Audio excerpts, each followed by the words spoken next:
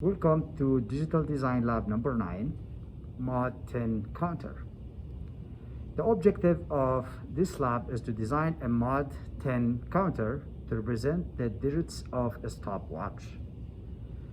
The data path of this week's lab requires a new module. We call it Mod10 Counter. When enabled, the Mod10 counter counts up from 0 to 9 and then back to 0. When Mod10 counter counts from 9 to 0, we say that it rolls over. A rollover is accompanied by assertion of an output. We will call it roll. Lab TA, Nolan EENG, will show us how we simulate the implementation that we have done here in the lab today. All right, so you may go ahead. All right, so once you have your Mod10 Counter Verilog file completed, and we have the test bench as our top level of the hierarchy, we can go ahead and run an analysis and elaboration. Once we do that, we're gonna run our RTL simulation. One thing that's unique about this lab is that you will have created a do file.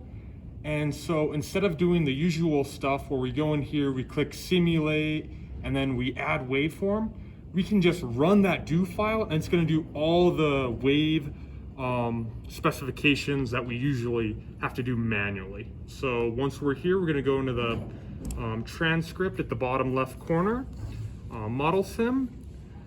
The file I have is called do mod10 counter starter.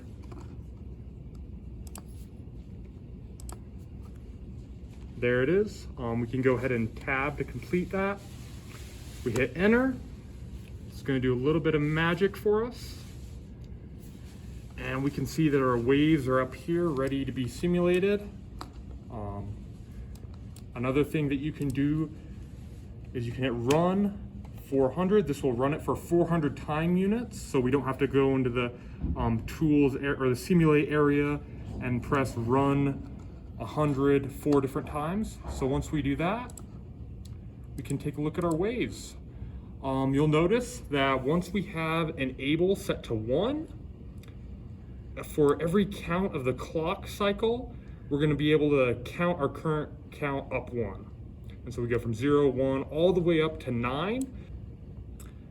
At around 9, we have the rollover gets set to 1 because after 9, we have to roll back over to 0. However, right here, we set our enable signal back down to 0, so that causes the current count to stay at 9. However, at the end of this, we re-enable the module, which allows us to roll back over to 0. We then go to 1. However, we stop the enable, and then we're gonna have a logic 1 to the synchronous. This is gonna cause the system to be reset back to 0, and it will continue to count back up until it gets back to 9 once again.